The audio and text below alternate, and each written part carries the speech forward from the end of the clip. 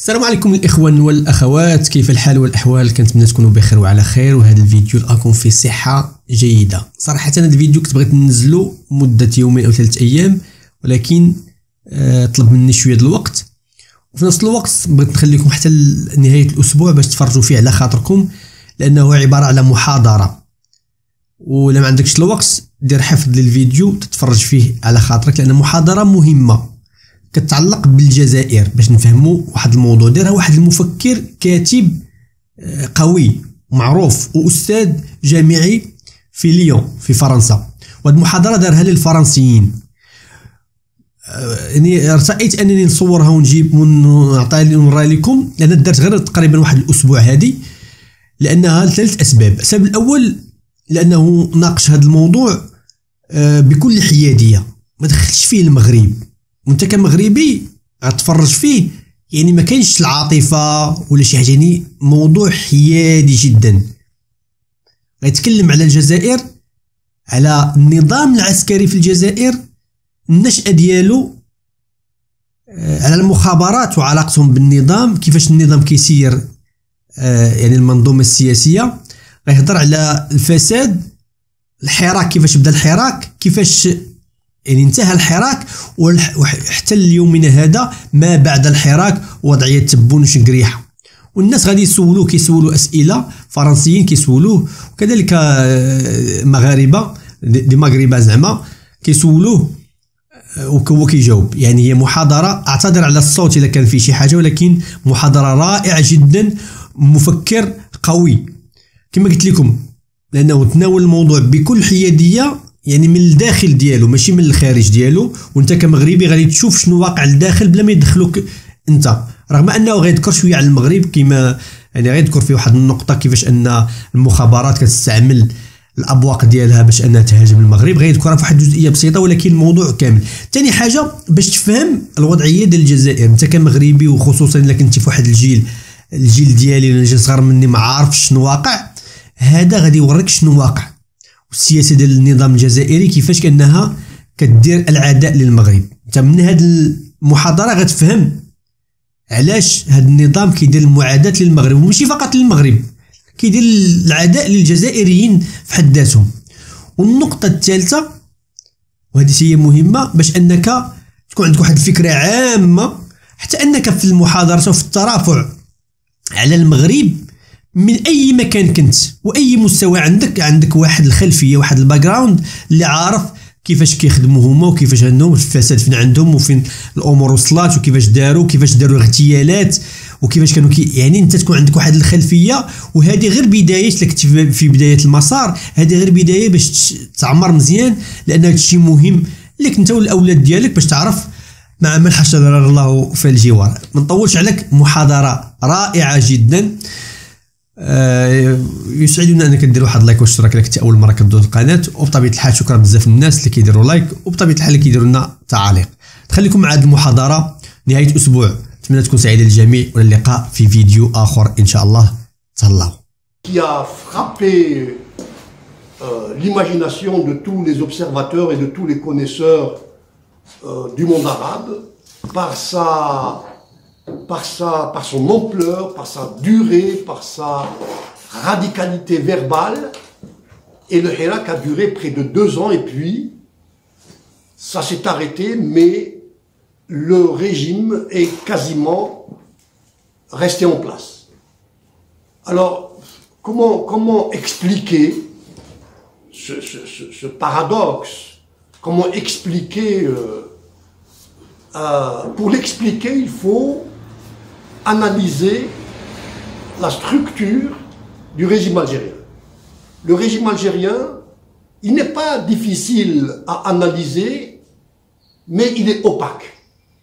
C'est l'opacité la plus totale, et c'est un régime qui est né évidemment de l'histoire et qui a mis en place un système qui a sa logique, qui a sa rationalité et qui a aussi ses contradictions.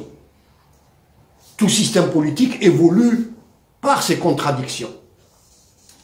Et donc, quelle est l'origine de ce système que je vais approcher à travers le concept ou par le concept de souveraineté.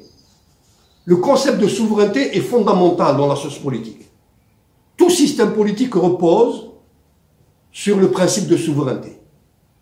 Et donc, lorsqu'il y a eu l'insurrection contre le pouvoir colonial qui a commencé en 1954 et qui a abouti à l'indépendance avec les accords d'Évian en 1962, durant les 7 ans ou 8 ans de guerre, l'armée de libération nationale, ALN, a exercé de facto la souveraineté du peuple algérien.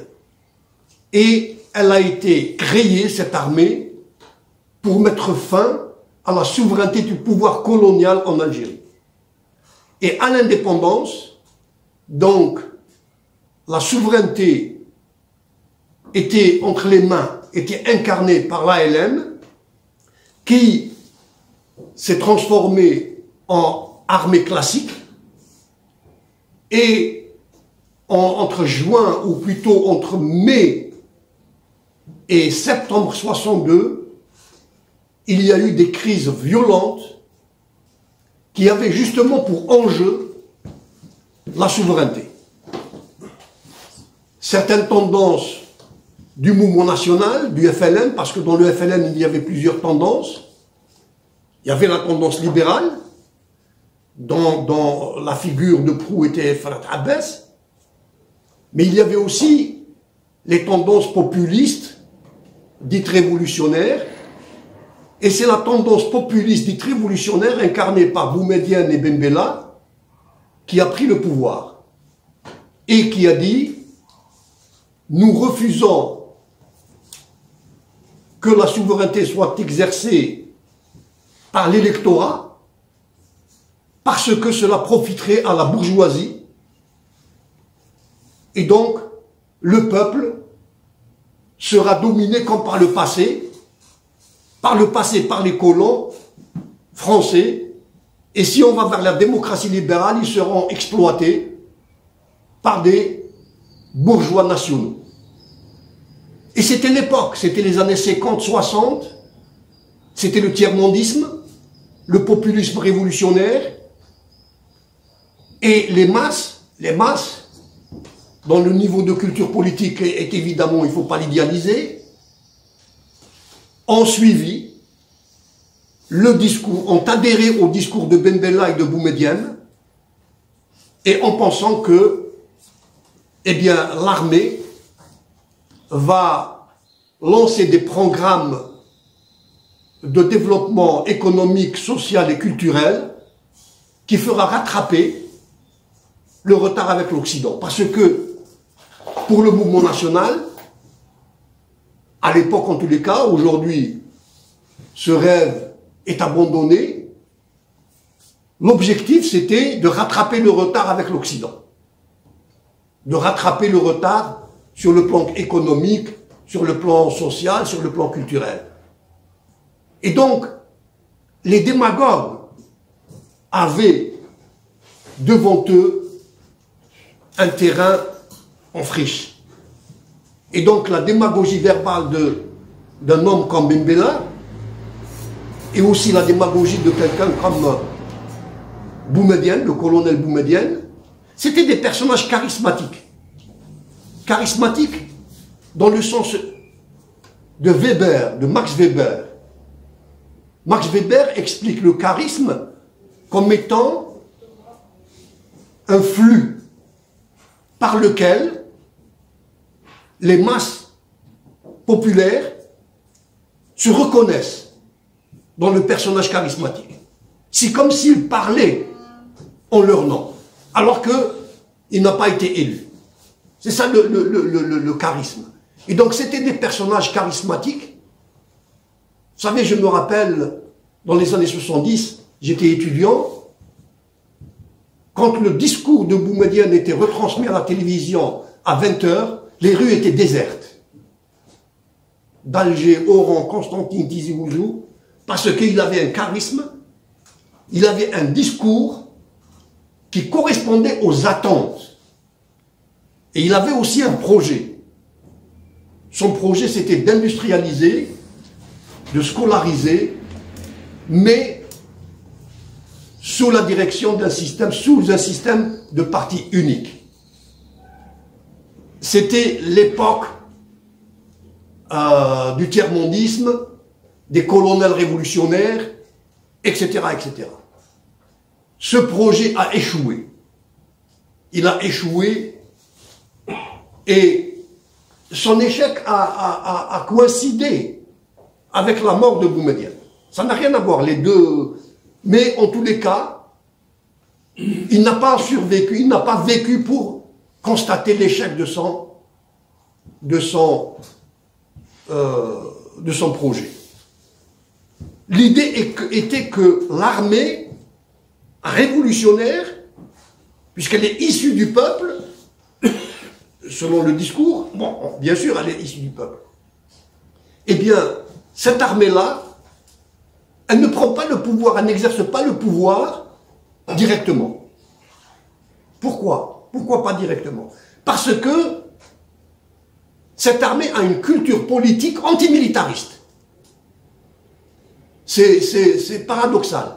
Parce qu'elle est issue d'un mouvement national qui a été créé dans l'émigration, et ce mouvement national a été influencé par le mouvement ouvrier français. Il ne faut pas oublier que les origines du FLN remontent aux années 20 à Paris, à Lyon, à Lille, et ils étaient aidés par le Parti communiste et par la CGT. Et donc, la lutte anticoloniale, pour eux, c'était une lutte anticapitaliste. Et c'était une lutte aussi pour le peuple. Donc, il n'était pas question que des militaires, comme en Amérique latine, prennent le pouvoir et défendent les propriétaires fonciers. Et donc, c'est ainsi que elle a pris le pouvoir en 62 de l'armée, mais elle a mis un schéma où elle cooptait des élites civiles. C'est-à-dire l'armée détient la souveraineté et elle désigne des civils qui dirigent les ministères et leur mission est d'appliquer les grandes orientations générales de l'armée. Et quelles étaient les grandes orientations? C'était l'industrialisation, la scolarisation massive, la réforme agraire, etc., etc. Bon, sous évidemment un système de parti unique. Ce schéma a échoué partout, aussi bien dans les pays du tiers-monde que en Union soviétique. Et donc, entre-temps, une aristocratie militaire s'est constituée. Une aristocratie militaire s'est constituée et qui a pris goût au privilège d'une caste qui ne dépend pas d'autorité civile et qui ne dépend pas d'institutions, puisque c'est elle la source des institutions. Et donc, après la mort de Boumedienne, ce projet populiste n'avait plus son leader charismatique. Mais, entre-temps, les militaires n'ont pas voulu se retirer de la souveraineté ou abandonner la prérogative de la souveraineté. Ils ont désigné un président qui a succédé à Boumedienne, c'était Chadli Benjdid, c'était un colonel. Et à partir de là, a commencé à se mettre en place ce qu'on appelle la bicéphalité du pouvoir d'État en Algérie. Le pouvoir d'État en Algérie est bicéphale. Il y a le pouvoir réel détenu par les militaires et le pouvoir formel exercé par le gouvernement. Voyez-vous? Et dans les années 80, avec la baisse des prix du pétrole et évidemment l'échec des investissements massifs qui ont été opérés sous la période de Boumedienne, toutes les entreprises créées étaient déficitaires. Le pays s'est endetté et il y a eu la crise de 1988. L'État n'avait même pas les moyens d'importer les céréales, l'huile, le sucre, etc. Et il y a eu les émeutes d'octobre, qui ont été réprimées par cette aristocratie militaire, mais à l'intérieur de la sphère du pouvoir, et les systèmes de partis uniques s'écroulaient partout. Partout. En 1989, Chadli Bejdid annonce qu'il y a une réforme de la Constitution et le parti unique est supprimé et il y aura le multipartisme. Donc entre 89 et 92, il y a eu 3 années de multipartisme, liberté de la presse, liberté d'expression. Je crois que c'est la seule période durant laquelle les Algériens ont fait l'expérience de la liberté d'expression et du multipartisme. Mais ce multipartisme a donné naissance à un parti hégémonique. Le FIS. Les élections, les premières élections libres des élections municipales, le FIS a raflé pratiquement toutes les communes, sauf en Kabylie où, je crois, le FFS ou le RCD est arrivé à arracher quelques communes. Et donc, on passait du parti unique au parti hégémonique. Et les élections législatives suivantes, le FIS, au premier tour, avait déjà 48% de l'Assemblée nationale. Au second tour, il allait avoir donc les 55 ou 60% de l'Assemblée nationale. Et c'est là où l'armée a mis fin à cette expérience de transition démocratique en annulant les élections. Et là, il y a eu une violence terrible. On parle de entre 150 000 et 200 000 morts. Rapporté à la population algérienne, ça fait à peu près 600 000 à 700 000 morts pour la France. C'est terrible. Bon, alors je ne vais pas m'étendre parce qu'il y a eu pas mal de livres et de publications sur cette période. Je voudrais arriver... J'ai fait toute cette introduction pour parler du Hirak, en fait. Et donc, en 1999, bon, si je saute trop, peut-être que certaines vont perdre le fil. Les militaires, l'aristocratie militaire qui ne voulait pas que les islamistes forment le gouvernement, a fait démissionner Chadli Bejdid, le président. Ils lui ont demandé de démissionner. Et ils ont fait appel à un chef historique, cofondateur du FLN. Les cofondateurs du FLN, ils sont 6. Parmi eux, Aït Ahmed, Ben Bella, et donc il y a ce Boudiaf qui était exilé depuis la crise de 62. Donc ils l'ont appelé, en février il a été investi comme chef de l'État, mais comme il voulait exercer le pouvoir, il ne voulait pas obéir à la bicéphalité du système. Il a été assassiné 6 mois ou 5 mois après avoir été désigné. Il voulait, comme il se considérait comme le père de ce système politique qu'il a fondé avec 5 autres nationalistes. Donc il ne voulait pas avoir au-dessus de lui le commandement militaire qui lui dirait ce qu'il faut faire.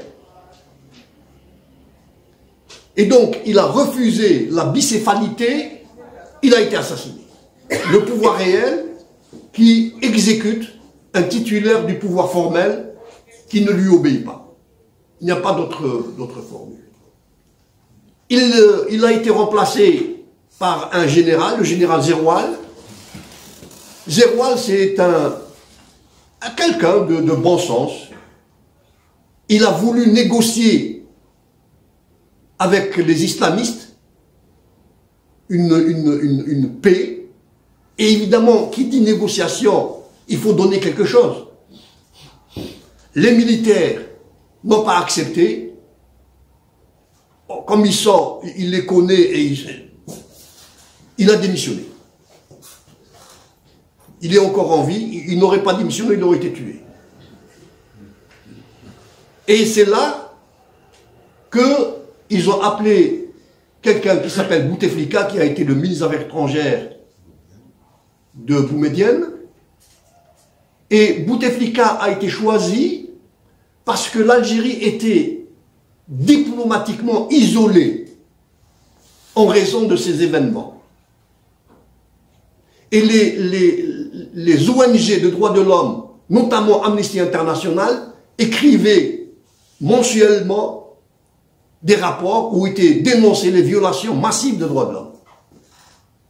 Et donc, les généraux ont appelé Bouteflika comme président en se disant qu'il a une expérience des rouages des institutions internationales et qu'il va nous protéger et mettre fin à l'isolement diplomatique de l'Algérie.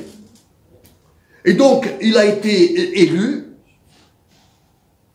ou désigné, en tous les cas, le président algérien n'est jamais désigné, il est désigné comme candidat, mais il y a une élection. Donc il est élu en avril 99. Et les premières années, il est assez populaire parce que les militaires, parallèlement, ont mis en place une politique de réconciliation nationale. Et que lui a couvert. Et donc, le terrorisme, la violence terroriste, au-delà de la violence, a diminué de façon drastique. Les Algériens ont commencé à souffler après 1999, 2000, 2001. Quand je dis souffler, c'est que en 95-96, vous ne pouviez pas faire la route Alger-Oran ou Tizi Ouzou Béjaïa. 95% vous étiez assassinés, vous étiez tués. On ne circulait pas. Même la journée, c'était difficile. Et après 1999, les gens étaient très contents de pouvoir circuler. Et surtout que les prix du pétrole ont commencé à augmenter et le gouvernement de Bouteflika a mis en place une politique économique de la demande, non pas de l'offre. Il n'a pas eu un projet économique qui renforce l'offre nationale. Non, il a autorisé les banques à donner des crédits, les gens achetaient des voitures, il a construit des millions de logements, les gens avaient des logements, enfin, beaucoup de gens ont eu des logements à des prix de l'État, ce n'étaient pas les prix internationaux du marché international. Et donc il y a eu une certaine euphorie qui a d'ailleurs donné naissance à une bourgeoisie d'affaires qui avait amassé des fortunes colossales. Mais c'était de la spéculation. La bourgeoisie monétaire n'avait aucun ancrage dans la production. elle avait un ancrage dans la spéculation.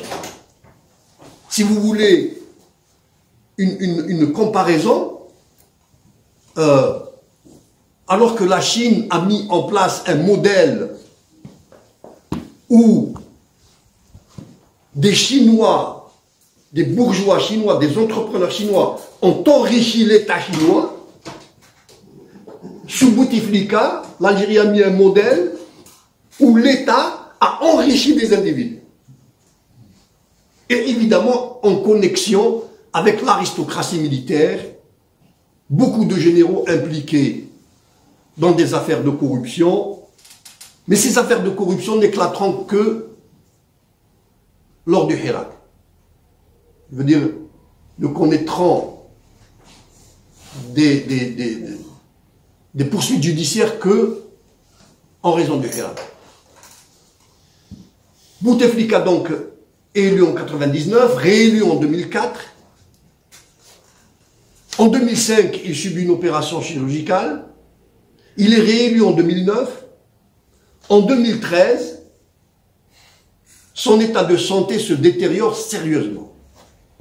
Et malgré cela, en 2014, il est désigné. Ce n'est même pas lui qui fait la campagne électorale. Il est malade, mais il est réélu en 2014. Il ne parle pas. Il ne voit. C'est un cadre. C'est un cadre que les ministres amènent et ils disent voilà, nous parlons au nom de Bouteflika. D'ailleurs, il y a eu pas mal de blagues lors du Hirak. L'une d'elles, puisqu'on nous demande de voter pour un cadre, autant voter pour la Joconde. Et donc, lorsque sa candidature a été annoncée, il y a eu une explosion. La population était indignée. Mais alors vous allez me dire, mais pourquoi les militaires ont voulu le... Parce que les militaires adorent un président qui n'exerce aucune fonction et qui ne les embête pas.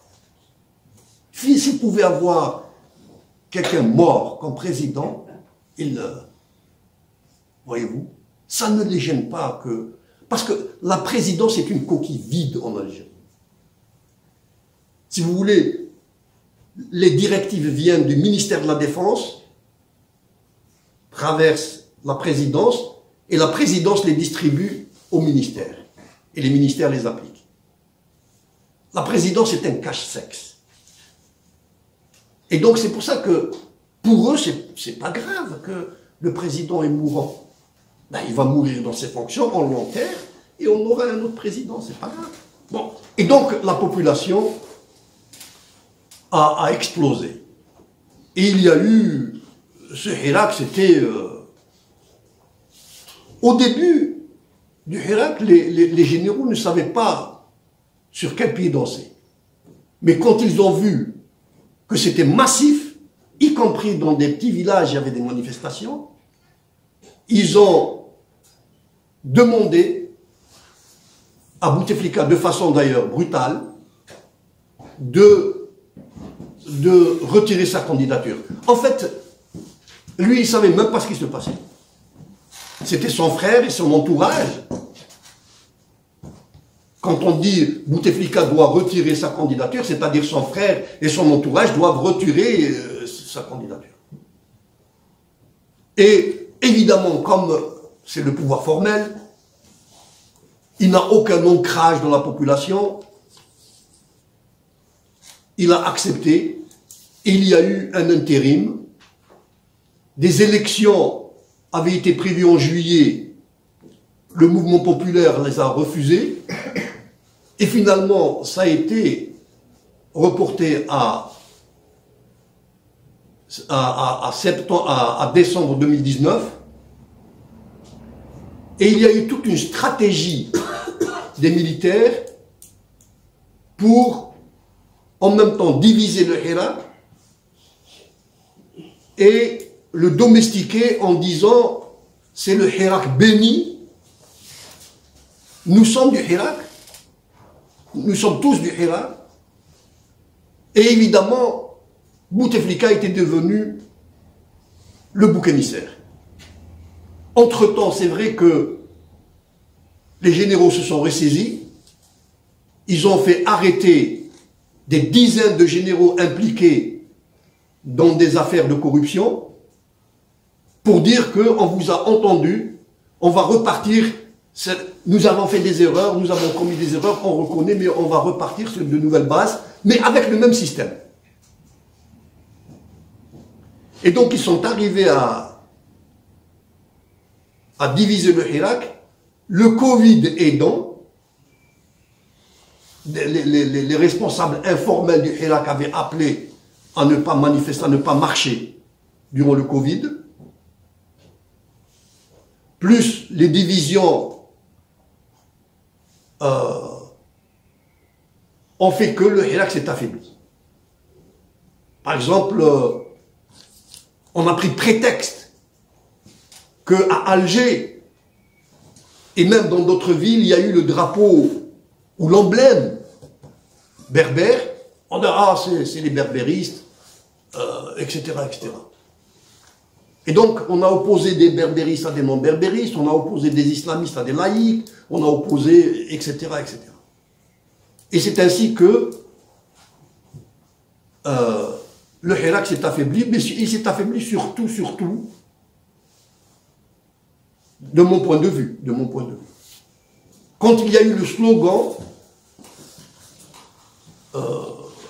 Mukhabarat Irhabiya, les services, c'est des services terroristes, et on veut un régime civil et non militaire. Madaniya Mashi Askariya. Alors là, un certain nombre d'Algériens, peut-être, n'étaient pas prêts à avoir l'armée s'effacer complètement de la scène politique. C'est une hypothèse que je fais. Alors, quelle a été la stratégie des militaires? C'était de faire élire un nouveau président et à l'ombre de ce nouveau président, dans la légalité du nouveau régime ou du nouveau président, on va réprimer. Et donc il y a eu une répression des leaders du Hirak, et c'est ainsi que, peu à peu, les marches ont commencé à diminuer, les rangs à se clairsemer. Et donc, il y a eu aussi des lois scélérates.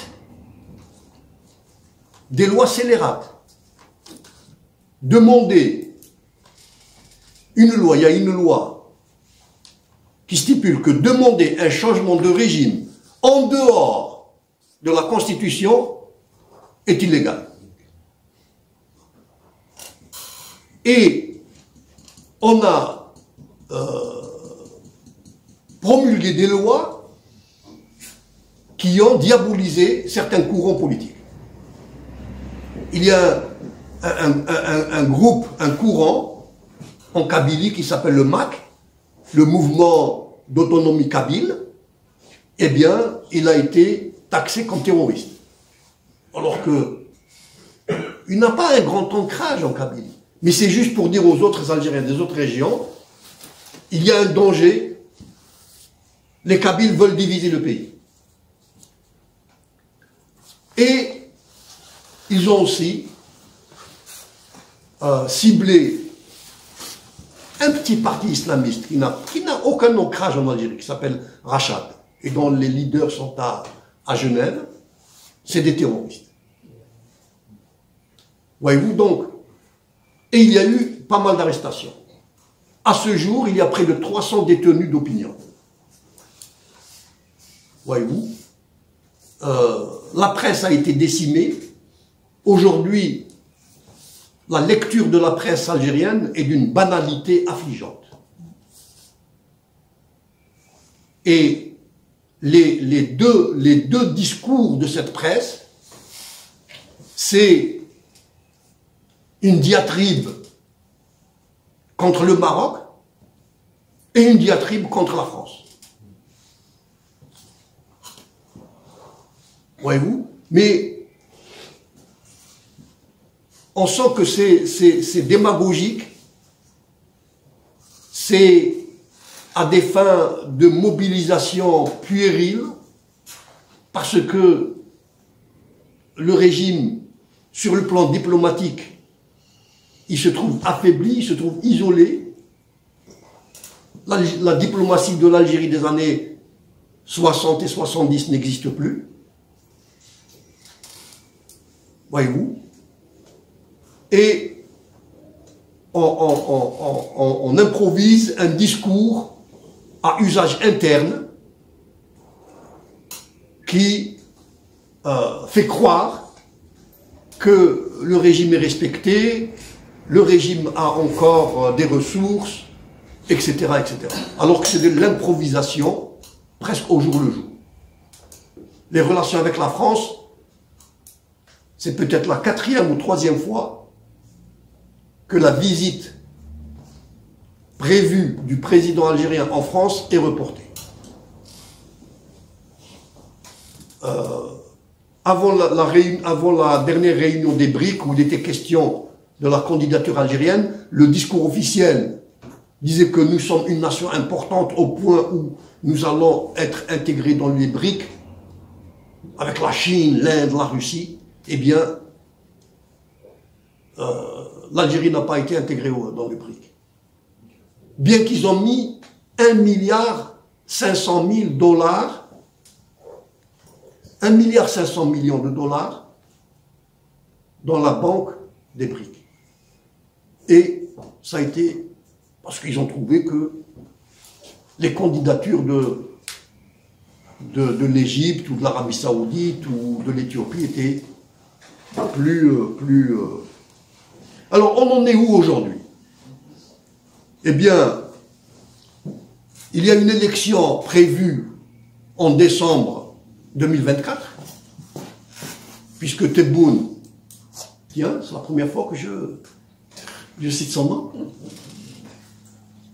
Tebboune a été élu en décembre 2019, il y a une élection de prévue selon la Constitution, puisque le mandat du président est de 5 ans, elle est prévue en décembre 2024. Et il y a 2 ou 3 semaines, le président, dans une interview avec des journalistes, annonce que l'élection a été avancée de 3 mois. Elle va se tenir en septembre et pas en décembre. Et pourquoi? Il a dit c'est juste pour des raisons techniques. Alors, les gens qui suivent de près la scène politique algérienne ne comprennent pas. Alors, on fait des suppositions. On fait des suppositions. Mais on ne sait pas. Mais ce qui est frappant de prime abord, c'est cette façon de ne pas respecter la Constitution. C'est la Constitution écrite par le régime. Et il ne la respecte pas. De toute façon, c'est une Constitution qui sert de base légale à l'autoritarisme. La Constitution en Algérie ne régule pas le transfert de pouvoir lors d'élections. La Constitution sert à dissuader juridiquement toute tentative officielle ou non officielle de changement de régime. C'est-à-dire que le régime se donne des lois et une constitution pour se protéger contre l'opposition. Eh bien, même cette constitution, il ne la respecte pas. Et pourquoi de 3 mois? Alors, il y a des gens qui supputent. Le dernier article écrit par un professeur de géographie à l'Institut de géopolitique à Paris 8, Ali Ben Saad, il dit que il a été publié dans Mediapart. Il dit que probablement c'est parce que Tebboune ne sera pas investi comme candidat de l'armée. Il va y avoir un autre candidat. Il avance. En tous les cas, même si cette thèse est discutable, son article est très très fourni en ce qui concerne les clivages qu'il y a à l'intérieur du sérail. Les clivages qu'il y a à l'intérieur chez les officiers. Voilà donc la situation.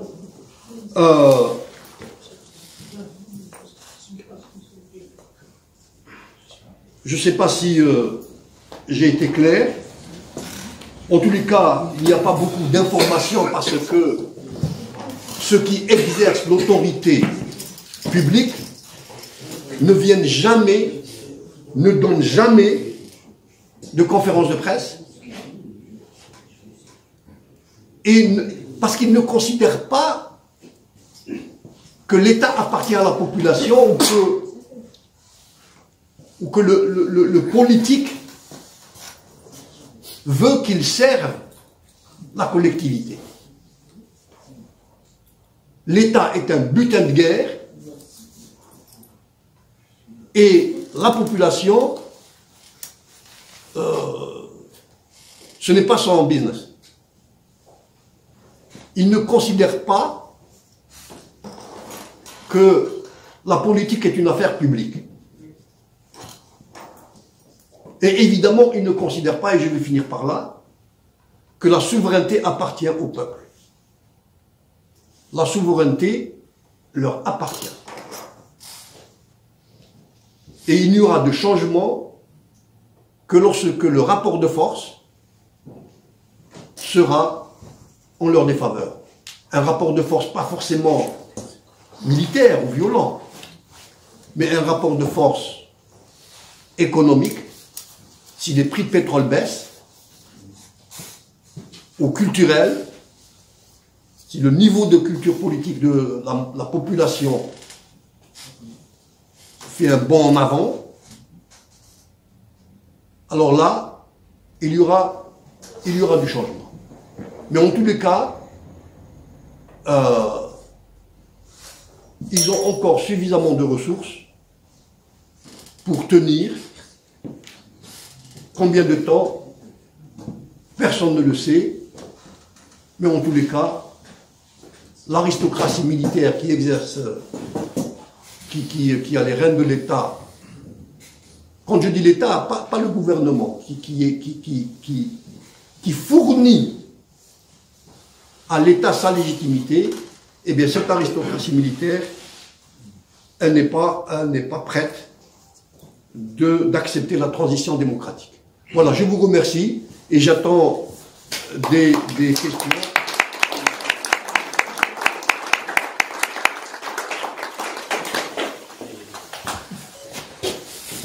Moi, je vais aller à Rachid. Oui, alors, moi je vais essayer de faire court. Alors, par contre, oui, juste. Non, mais ce qui serait bien, c'est que ce soit très des technique questions, et ça rapporte vraiment profondément avec les propos de Adil Aouari. Nous sommes en 2024 et il y a un intérêt très particulier pour la chaîne militaire. Actuellement, je suis asservi, malheureusement. Mais il y a une chose qui me taraude d'esprit. Comment se fait-il que dans la tête des officiers supérieurs, officiers généraux en Algérie, quand même il devrait y avoir en Algérie des gens qui réfléchissent. Ils devraient se dire notre système est moyenâgeux. Ils voient bien comment ça se passe. Alors, ma question est, peut-être qu'un jour arrivera une révolution à l'intérieur même des officiers supérieurs algériens, d'un style comme la révolution qui s'est déroulé dans les années 70 au Portugal, où certains officiers ont dit stop, là, ça suffit. Voilà. Alors, je vais répondre très brièvement, c'est assez technique. Il faut savoir que c'est un système qui ressemble au système soviétique. Et donc, dans l'armée, il y a le service d'espionnage qui espionne évidemment la société civile, mais aussi les militaires. Et donc, les officiers supérieurs et les officiers subalternes, ils ont peur. Ils sont sur écoute, ils sont suivis, et donc, mais malgré cela, il y a plus de 150 officiers qui ont été arrêtés. Bon, pour certains, on dit que c'est des affaires de corruption, mais pas pour les 150. En tous les cas, il y a un officier supérieur qui est connu, qui est en prison depuis le Hirak, c'est le général Erdil. Et donc, c'est un système à la soviétique qui dissuade, qui surveille évidemment les civils, mais qui surveille aussi les militaires. Voilà. Ok, merci. Oui, ma question, elle s'articule avec la précédente intervention. Est-ce qu'on a une idée de comment se structure justement le pôle militaire? J'ai bien entendu vous parler d'opacité, mais est-ce qu'on sait qui dirige? Enfin, est-ce qu'on a une idée, une représentation de cette structure et comment ça fonctionne? Ça, c'est ma première question. Et ma deuxième question, elle est plutôt, disons, est-ce que vous êtes au courant, est-ce que c'est par rapport à votre dernière intervention, est-ce que par rapport à quelle solution il pourrait y avoir pour qu'il y ait un changement? Est-ce que vous êtes au courant que normalement il devait y avoir le 27 et le 28 avril de cette année en correspondance à ce qui s'est passé en début mars dans un hôtel parisien dans le parc du Mont, organisé par Karim Zeribi, le congrès mondial de la diaspora algérienne, qui était d'ailleurs invité par Tebboune. Ça devait avoir lieu normalement le 27 et le 28 avril, et ça a été reporté à l'automne, donc après les élections de septembre, puisque les élections ont été avancées. Et il semblerait que, d'après mes renseignements, c'est ce qui est paru dans la bataille notamment, si effectivement la date a été reportée, ce serait parce qu'effectivement le groupe de la diaspora, enfin, les membres de la diaspora, ne veulent pas qu'il y ait trop d'amalgame avec Tebboune, parce que c'était l'idée, c'est pour les gens qui sont les principaux organisateurs de cette rencontre donc à Alger, c'était effectivement de devenir indépendant par rapport à Tebboune, c'est-à-dire l'État, le gouvernement algérien. Voilà, c'est un petit peu évasif, c'est pas assez précis comme je le dis, mais c'est aussi parce que c'est pas très précis non plus dans les médias. On n'a pas beaucoup d'informations, mais sachant comment fonctionne le système, on a quelques idées. Alors, concernant votre première question, l'armée algérienne est structurée sur le même modèle que l'armée française. D'ailleurs, même l'administration algérienne est structurée sur le même modèle que l'administration française. Il y a un état-major, avec cette particularité qu'il n'y a pas de ministre de la Défense. Parce que, bon, il y a un état-major, et l'état-major, il est composé de l'aviation, l'infanterie, pas l'infanterie, la logistique, les transmissions, comme, et les services de renseignement, évidemment. Mais la particularité, c'est que cet état-major charge un de ses services, le service de renseignement, de réguler le champ politique. Et donc, les militaires n'interviennent pas directement dans la politique. un général ou un colonel n'intervient pas dans la politique. Mais ils ont un service qui s'appelle le DRS, Département de renseignement de sécurité, et qui sont en civil, et c'est des officiers, et qui interviennent, et qui régulent le champ politique. Ils cooptent, ils choisissent les candidats, par exemple, ils noyautent la diaspora. Et probablement ce que vous dites est intéressant. Peut-être que les services de renseignement ne veulent pas que Tebboune soit candidat.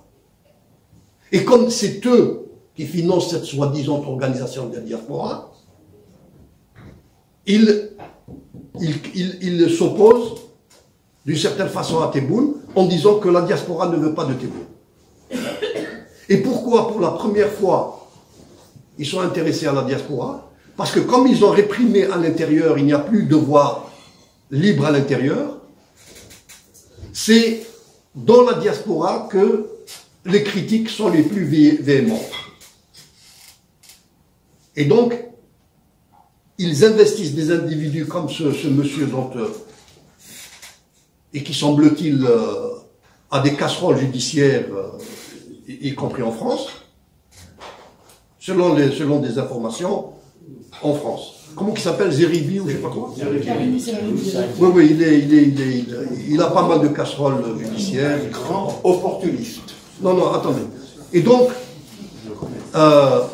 c'est intéressant ce que vous dites, ça prouve qu'il n'y a pas un consensus pour mettre en avant un candidat où il n'y a pas de consensus autour de Tebboune.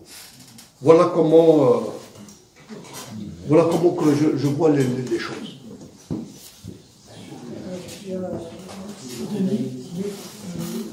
Juste une question. On comprend dans ce système. Enfin, au moment du Irak, on avait dit rien ne sera plus jamais comme avant. Les choses ont changé définitivement, et y compris des conférences, peut-être même du Forcem qui disait ça. Aujourd'hui, la vous dit que, de fait, l'aristocratie militaire n'a jamais perdu le pouvoir, et n'a jamais perdu le contrôle des choses. Alors moi, ma question, c'est d'une certaine façon le thème de la conférence, c'est que reste-t-il de l'Irak et comment peut renaître ou se redévelopper le mouvement populaire qui s'est manifesté au moment du Irak, malgré la répression, malgré tout ça. Donc cette question-là, je ne veux pas. C'est une question pertinente et à laquelle il est difficile de répondre. Parce que moi personnellement je fais comme hypothèse, c'est une hypothèse, de l'arrêt du Hirak. Il me semble que les Algériens, ou une grande partie des Algériens, des Hirakistes, ayant vu que les militaires peuvent aller jusqu'au bout, ils n'ont pas voulu entrer en confrontation avec l'armée pour ne pas reproduire le scénario syrien ou libyen. C'est juste une hypothèse. Et je pense que c'est ça qui a fait que... Et les militaires, ils en profitent. Parce que mais le Hirak, il continue, si vous voulez, dans les aspirations. Dans les aspirations. Mais en même temps, je trouve que le Hirak est vraiment dans la modernité politique. C'est quoi la modernité politique? La modernité politique, c'est le règlement des conflits sans violence politique. Et le Hirak a été, pendant 2 ans, il n'y a eu aucune violence. Il n'y a même pas eu une vitre de brisée. Les militaires, eux, ils ne sont pas dans cette modernité politique. Les militaires, eux, pour eux, la politique, c'est la violence. Le Hirak avait deux objectifs qui étaient liés. La démilitarisation du politique, et le politique est militarisé en Algérie depuis l'indépendance ou depuis 1954. La démilitarisation du politique. voyez-vous, et en même temps, la démilitarisation du grade de général. Le grade de général est une fonction politique. C'est une fonction politique. Et c'est pas n'importe quel officier, c'est pas n'importe quel colonel qui accède au grade de général. C'est pour des raisons politiques qu'on accède au grade de général. Parce que le général est un grand électeur. Le général élit le président. C'est un grand électeur. Et pour passer de colonel à grand électeur, il y a des conditions. Ce n'est pas simple. Alors, le Hirak va reprendre. Je pense qu'il reprendra parce que la catégorie de la population qui a été en pointe et qui a alimenté le Hirak, c'est la population âgée entre 20 et 40 ans. Et cette population, entre 20 ans et 40 ans, n'est pas encore aujourd'hui majoritaire. Lorsque dans 10 ans, 15 ans, elle sera majoritaire, je pense qu'il y aura une autre donne. Voyez-vous? Et donc, la perspective de la démilitarisation du politique est une perspective qui s'inscrit dans l'histoire de l'Algérie. Il ne faut pas oublier que, avant 1954, même le courant le plus radical du mouvement national a cherché à avoir l'indépendance par des moyens politiques, par la négociation. Mais c'est le pouvoir colonial radical qui a refusé ces négociations et ces élections. Et donc, le mouvement national a militarisé le politique. Et la tâche historique, mais quand je dis tâche historique dans le sens... si l'histoire obéissait à la raison, en 62, le politique aurait dû être démilitarisé. Ça n'a pas été fait. Et ça continue. Le politique est encore militarisé.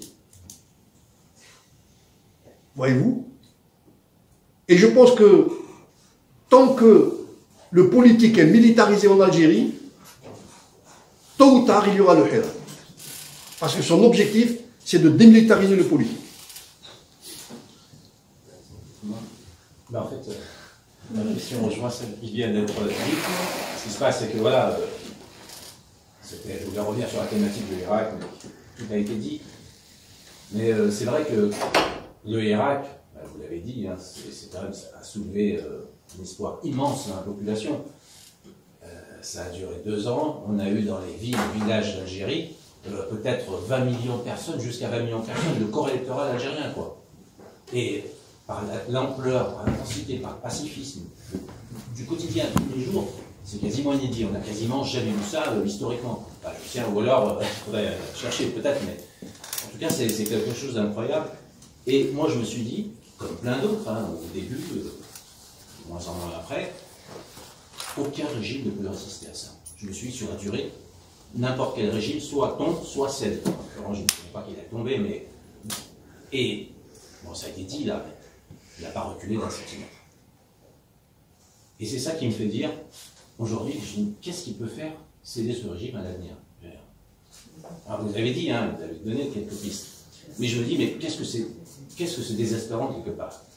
Moi, c'est ce que je me dis aujourd'hui. Qu'est-ce que c'est désespérant? On a toujours dit que le régime algérien était ce qu'il était et que, voilà, il ne s'abat pas comme ça. Là, on en a une preuve concrète. En 2 années, avec une population, 20 millions de personnes qui sont dans la rue, on se dit, mais comment? Il ne sait pas, il est toujours là. Voilà, c'était juste une réflexion. Pour les militaires, ils ont satisfait les objectifs, les revendications du Hirak, ouais, puisque les élites civiles qu'ils avaient cooptées avaient mal géré, et pour eux, en raison de la mauvaise gestion des élites civiles, ils ont mis en prison ces civils. Ouyahia est en prison, des ministres sont en prison, des généraux qui ont corrompus sont en prison, et les militaires, d'accord, on a compris, on a mis des corrompus, et on va mettre une autre façade civile. Et ils ont mis une autre façade civile. Voyez-vous, mais bon. Je crois qu'il y avait une... Oui, alors, excusez-moi, moi je suis un peu néophyte, mais est-ce que Irak, ça veut dire quelque chose? Ça veut dire mouvement. Mouvement populaire. Ça, c'est la première question. La deuxième question, peut-être plus technique. On a parlé de la présidence. Qu'est-ce qu'il en est des autres institutions, comme l'Assemblée nationale, comme, je ne sais pas, un Sénat, je sais pas si ça existe en Amérique, et comment les militaires peuvent faire pour choisir 586 députés en donnant quand même un semblant de pluralité. Je suppose qu'ils ont envie de garder cette image de pluralité vis-à-vis des pays étrangers. Le Sénat, je suppose que les grands électeurs doivent être donnés par les militaires, ça on arrive à peu près à comprendre. Mais au niveau de la population, pour donner cette image, comment ils font techniquement pour avoir une assemblée de, je ne sais pas combien de pays, puisqu'apparemment il y a quand même des élections qui sont libres, je ne sais pas si... Même si elles sont manipulées, on va dire, elles sont quand même libres, apparemment, quand on parle des élections manipulées. Alors, c'est une très bonne question. Il faut savoir que les élections sont préparées en amont. Et le fameux DRS, le DRS, c'est, on peut dire que l'armée a un parti politique, c'est le DRS. C'est le KGB local. C'est la DGSE. Et donc, le DRS, en amont, déjà, il filtre les candidatures. Et donc, vous n'aurez que des candidatures qui ne sont pas un danger pour le régime, premièrement. Deuxièmement, dans les grandes villes où sont implantés les soi-disant partis d'opposition, Alger, Tizi Ouzou, Oran-Constantine, on laisse les chiffres tels qu'ils sont. Mais, vous faites 20 km en dehors d'Alger, il n'y a pas de parti d'opposition. Et a fortiori à 600 km. Et alors là, c'est le sous-préfet qui fait le bourrage des urnes. Comme du temps de la colonisation. Il fait le bourrage des urnes. Et évidemment, mais tout ça sous le regard, sous la surveillance, le contrôle du DRS, etc. Et c'est ainsi que vous avez des députés de l'opposition qui représentent 10 ou 15%. Voyez-vous? On a même eu dans les années 90 des députés trotskistes. Le seul pays au monde où il y a eu une vingtaine de députés trotskistes. Le Parti des travailleurs de Lusahana. Au Brésil aussi. Au Brésil aussi? D'accord. Et donc... Ils sont restés jusqu'à 2020. Non, mais au Brésil, il y a des milliers de trotskistes. En Algérie, ils sont une dizaine. C'est pas que c'est bizarre, c'est le PT. Pardon? C'est le PT. Oui. Oui. Et donc, ils forment l'Assemblée nationale et le Sénat, où ils laissent quelques députés critiquer le gouvernement. Comme ça, pour donner l'image d'une démocratie. Mais les 60% ou le 55% ou même 67% des sénateurs et des députés de l'Assemblée nationale appartiennent au régime, qui a deux partis politiques. Il a le FLN et le RND. Le régime a deux partis politiques. Pourquoi il a deux partis politiques? Parce qu'à un certain moment, sous la direction de Mahri, le FLN a voulu avoir une certaine autonomie.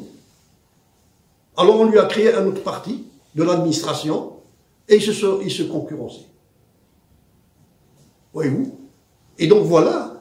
Et le même schéma est reproduit au niveau des municipalités. Oui, ça se décline. Oui, oui, oui, oui.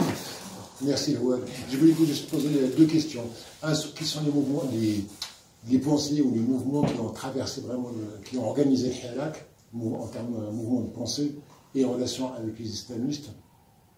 Et deuxième question, c'est sur la légitimité du pouvoir. La légitimité, elle a été basée principalement, donc, comme ce que tu as dit tout à l'heure, sur la guerre de l'indépendance, vu l'âge des généraux et l'évolution de la démographie en Algérie. Est-ce que cette légitimité-là sera demain en question? Alors, le Hirak, et on l'a vu durant les 2 ans, il a mis en avant une élite que nous ne connaissions pas, enfin, je veux dire des figures que nous n'avions jamais vues, des jeunes, hein, des 20 ans, 25 ans, 30 ans, et qui étaient très politisés, etc. Mais ce n'était pas un mouvement organisé. Il n'y a pas eu un parti où il y a... Les partis d'opposition ont été pris au dépourvu. Même les islamistes, ils ont été pris au dépourvu. Et par la suite, tout le monde a pris part au Hirak, y compris des gens du régime. Hein. Le FLN et le RND, ils disaient aussi on est du Hirak. Parce qu'ils ont voulu donner comme signification au Hirak juste un mouvement anti-Bouteflika. Voyez-vous? Mais il est difficile d'avoir des organisations autonomes, politiques autonomes en Algérie. Parce que si vous créez une association ou un parti, le 4e ou le 5e militant qui va venir s'inscrire, c'est quelqu'un du DRS. Et ensuite, ils vont venir très nombreux. Et ils vont noyauter. La stratégie, c'est de noyauter les partis d'opposition. Y compris les islamistes, les partis islamistes. Voilà, c'est une stratégie. Parce que la caractéristique de ce régime, c'est qu'il ne veut aucun pouvoir social autonome de lui. Ni un pouvoir politique, évidemment, des partis, ni un pouvoir législatif, ni un pouvoir judiciaire, ni un pouvoir universitaire, ni un pouvoir religieux, ni un pouvoir économique, ni un pouvoir syndical. Il veut que le pouvoir exécutif seul dirige l'État. Ce pouvoir exécutif serait légitimé par sa branche militaire, ce qui est une absurdité constitutionnelle. La branche militaire qui est la source de légitimation du pouvoir exécutif. Et la fonction du DRS est de noyauter tous les autres pouvoirs. Parce que dans toute société, il y a une multitude de pouvoirs sociaux. Eh bien, ils sont noyautés. Voyez-vous, alors vous allez me dire, la deuxième question, c'était sur la légitimité. Le régime a son propre discours. Le régime ne dit jamais la légitimité du président, c'est l'armée. La légitimité est électorale. C'est une légitimité électorale. Sauf qu'il contrôle les urnes électorales. C'est une légitimité électorale. Le président, les officiers supérieurs, ils disent nous obéissons au président. Et il n'y a pas de ministre de la Défense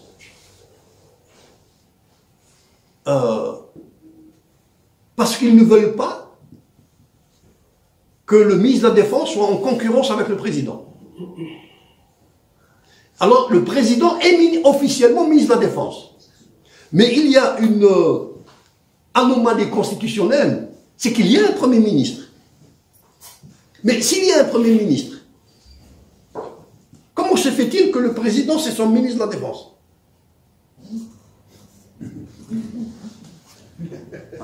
En tant que Premier ministre, je vais dire au ministre de la Défense de faire ça et ça. Non, mais voyez-vous. Et donc, cette légitimité, elle est artificiellement électorale. Mathieu, je crois que tu voulais dire quelque chose. Tout d'abord, merci pour la clarté de ta présentation. Moi aussi, c'est une histoire que je connais mal et c'était vraiment très... J'ai appris beaucoup de choses. Alors ma question, elle sera volontairement naïve, mais c'est le parallèle avec l'Union soviétique qui m'y a fait penser. Cette caste, cette aristocratie militaire, elle s'est reproduite. Elle doit se reproduire. C'est plus les mêmes qui étaient là en 62, qui sont aujourd'hui au pouvoir. Donc il y a un renouvellement de génération. Tu as donné des éléments sur les processus, les modalités de cooptation, mais mais est-ce qu'il est totalement improbable qu'il y ait un Gorbatchev un jour qui apparaisse à l'intérieur de cette caste dominante et qui danse une glasnost à l'algérienne, je dirais. Je pense que tu es assez au courant, puisque en 1989, il y a eu un Gorbatchev, et en Algérie, il s'appelle Mouloud Amrouche. Et lui, il a lancé des réformes économiques, politiques, sociales, sauf que 2 ans après, les militaires, il a été nommé par Chadi comme Premier ministre. 2 ans après, les militaires ont mis fin à ses fonctions en organisant des émeutes soi-disant islamistes, etc., etc.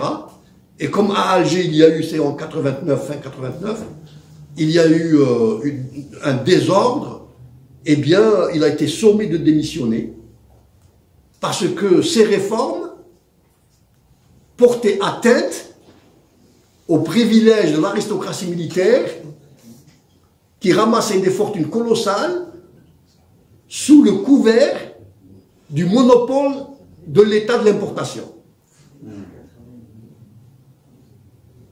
Et donc, ils lui ont demandé de partir. Il est parti. Il est toujours à Alger.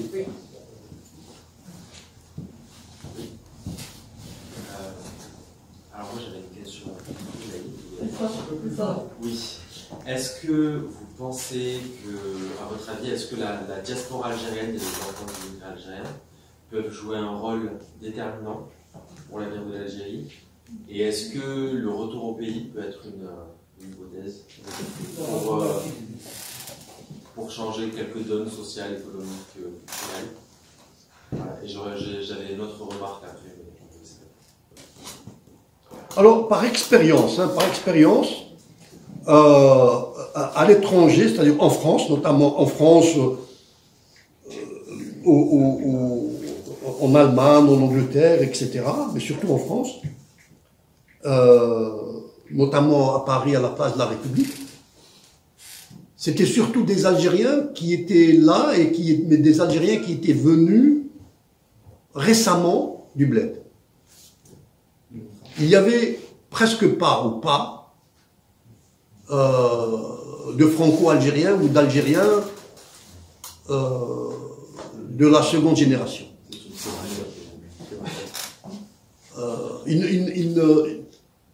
C'est pas qu'ils ne s'intéressent pas. Il leur semble que critiquer le gouvernement algérien en France, c'est trahir l'Algérie. Il leur semble. Et donc, on ne veut pas, en France, dire que le gouvernement algérien est corrompu. Si on doit le dire à l'intérieur de l'Algérie, mais pas en France. Enfin, c'est l'hypothèse ou l'explication que j'avance. Ça ne les intéresse pas s'ils ne sont pas sur ce registre. J'avais juste une dernière remarque. C'était par rapport à... Oui, quand vous disiez que le slogan Doula Madania Mecha Askaria a sonné un peu la fin du Irak. J'ai pas eu cette impression-là. Et je me demande sincèrement si l'élément extérieur, mais auquel personne n'a rien pu, du Covid, n'était pas venu au milieu, je crois que les Algériens étaient suffisamment déterminés pour obtenir ce qu'ils voulaient, et ça aurait mis le temps que ça aurait mis. Mais pour avoir fait le Hirak, comme beaucoup d'autres Algériens, franco-algériens, il y avait quand même une certaine frustration avec ce Covid qui est venu se mettre au milieu. Et voilà. Et je crois que cette question-là aussi a été déterminante sur la phase de... Alors j'avais bien dit que j'avance comme hypothèse que le slogan Madaniya Machi Askariya a fait perdre au Hirak un certain nombre de marcheurs. C'est une hypothèse. Il me semble que dans l'imaginaire politique des Algériens, mais en tout cas les Algériens ne sont pas une masse homogène. Et tout à l'heure j'ai parlé de la génération 20 ans, 40 ans. Mais la génération après 40 ans, ils pensent que l'armée a encore une fonction politique à jouer, d'unité nationale, de garante de la cohésion sociale, etc., etc. C'est pour ça que en Algérie, il faut penser à négocier la transition démocratique avec les militaires. Sauf que les militaires ne montrent aucun signe. Moi, je ne pense pas qu'on puisse aller du jour au lendemain vers un régime civil. Et les militaires n'ont pas du tout, ne sont pas dans cette... Et il y a des militaires qui sont pour un régime civil. L'Irdiri est en prison. Et l'Irdiri n'est pas un cas isolé. Mais je pense que on va vers le régime civil à moyenne ou longue échéance. Oui, moi, je voudrais intervenir sur deux choses. Le Hirak a duré une année, hein, de février 2019 à mars 2020, le Covid, et après il y a eu quelques grandes marches pour marquer la deuxième ou la troisième année du Hirak, et après il y a eu la répression massive en plus du Covid. Je pense que moi je suis d'accord avec le jeune homme. Est-ce qu'ils auraient été jusqu'au bout? Je ne suis pas certaine, parce qu'au sein du Hirak lui-même, il y a eu des divisions, évidemment, comme le dit M. Lawadi, il y a eu une infiltration, donc il y a eu beaucoup de rencontres nationales, régionales. On a essayé, même y compris, de faire des coalitions avec les islamistes courant la conférence de juin 2019. Après, on a débouché sur un semblant de rassemblement qui s'appelle Nida 22, qui a rassemblé plusieurs sensibilités. Donc, il y a eu plusieurs tentatives, on va dire.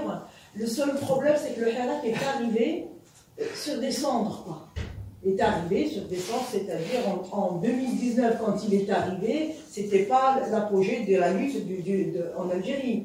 On n'avait pas l'UGTT comme en Tunisie. L'UGT1, c'est pas ça. Les mouvements associatifs étaient une bonne partie, après la décennie noire, sont partis. Donc, du coup, la vie associative militante, elle a été quand même... Et le Hirak arrive à ce moment-là. Pour le départ de Bouteflika. Moi, j'essaie de... Je suis hirakiste, vous aurez compris.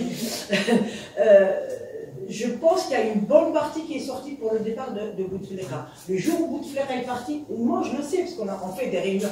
Bon, nous, on a atteint notre truc, il est parti, donc il faut donner une chance, etc. Et puis, moi, je maintiens et dire, on a gagné, on a fait partir Bouteflika. Il faudrait, y compris psychologiquement, qu'on ne reste pas que dans l'échec, c'est important. Il était mourant, il est tout ce qu'on veut, mais on l'a fait partir, parce qu'ils auraient pu le garder s'ils étaient dans le rapport des forces. Donc, et on a fait reculer les élections, effectivement. Et notre faiblesse, c'est qu'on n'avait pas d'alternative pour proposer. Et ça, c'est un vrai problème dans la critique. Est-ce que même si le Hirak revient, qu'est-ce qu'on pourrait là? Je ne vais pas m'attarder vraiment parce qu'il y a beaucoup de choses. Sur la diaspora, deux choses que je voudrais dire quand même. Effectivement, au début, les jeunes beurs, ce qu'on appelle les jeunes première, plutôt troisième, quatrième G, venaient Parce que c'était la fête à la place. On était à des milliers à la place de la République. On était des milliers quand même. Et puis très vite c'est parti. Et moi je suis d'accord avec vous. Pas parce que, au-delà indigènes de la République, etc., pour ne pas critiquer l'Algérie en France, ça c'est les plus politisés. Mais les autres, ça ne les intéresse pas. Contrairement à ce qu'ils racontent Darmanin, etc., c'est des Français. Ils vivent avec les problèmes des Français. Certains, on les a trouvés dans les Gilets jaunes, mais pas dans le Hirak. Parce que tout simplement, les 5e jeux, ils sont préoccupés par Et donc voilà, je vais essayer d'aller vite. Quelque chose qui m'a gêné quand même, c'est que tous les partis, associations sont... Enfin, moi ça me gêne. Qu'est-ce qui vous gêne? Vous n'avez pas fini la phrase. Partis politiques. Qu'est-ce qui vous gêne? Que tous les partis politiques, qu'ils soient infiltrés, comme en France. Hein. Vous savez, la FI, la France Insoumise, elle est infiltrée. Donc, je vous le dis, moi je suis dans Urgence Palestine. Ceux qui sont... On vient d'être infiltré par quelqu'un qui a fait un papier sur nous avec des noms qui est sorti là il y a 3 jours. Donc, même en France, dans les pays. Et qui est plat, que tous les partis sont, la direction c'est la loyauté.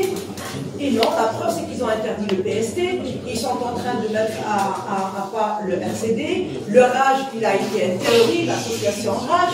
Donc il y a quand même des associations. Et ils essayent quand même de faire, bien sûr qu'ils sont loyautés. Moi je me rappelle dans les années 90 en Algérie, on a été aussi loyautés par les islamistes qui venaient voir, qui donnaient les noms. C'est une culture.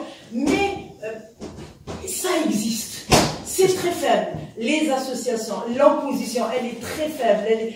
Ils essayent de faire... Il y a un collectif qui s'appelle le CNLD, collectif contre la répression. Et, ils ne sont pas infiltrés, ils essayent de se réunir, mais ils savent qu'ils vont être arrêtés d'un jour à l'autre. Donc, il y a quand même des associations, et féministes, et le PST, et le RCD en partie, le MDS, nos amis du MDS, etc., qui sont des militants qu'on connaît depuis 40 ans et qui ne sont pas forcément les porte-voix du DRS. Quoi. Madame. Monsieur. Madame, mademoiselle, monsieur. Non, c'est... Les exemples que vous avez donnés, regardez. L'ancien président du RCD, Mohamed Abbas, il va être mené en prison. Pourquoi? Parce que le discours du RCD était vraiment frontal avec le régime. Excusez-moi, est-ce que c'est possible de donner le nom des acronymes à chaque fois? Ah, le RCD, c'est le Rassemblement de la culture et de la démocratie. C'est un parti laïque, démocrate. Et son dernier président, enfin avant-dernier président, Mohamed Abbas, il avait un discours vraiment en ligne avec le Hirak. Et la justice est en train de lui chercher noise et il risque d'aller en prison. Donc, du droit commun. Pour du droit commun. Ils l'ont trouvé. Ils ont trouvé ça. Qui c'est le Raj? Rarras, il était en prison. Rarras était en prison. Quand ces partis refusent ou neutralisent l'infiltration, alors on met en prison leurs dirigeants. L'infiltration, le DRS existe pour infiltrer l'opposition. Le DRS est évidemment, il faut bien comprendre la différence. Évidemment, en France par exemple, il y a de l'infiltration, mais en France les RG infiltrent juste pour avoir des informations. Pour que le préfet ait des informations sur ce que va faire un LFI ou le Front National. En Algérie, on infiltre pour orienter la politique du parti vers le soutien du régime. Et ça, c'est différent. C'est différent. Donc, tout est infiltré, croyez-moi, jusqu'à la moelle épinière. Bon, sur le reste, vous avez dit beaucoup de choses sur lesquelles on peut être d'accord. Là où on n'est pas d'accord, c'est juste sur l'infiltration. Oui, il y avait, je crois...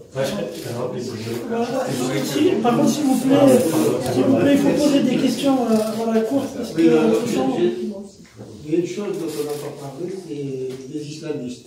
Quid des islamistes? Ah, ça, c'est une vraie question. C'est une vraie question.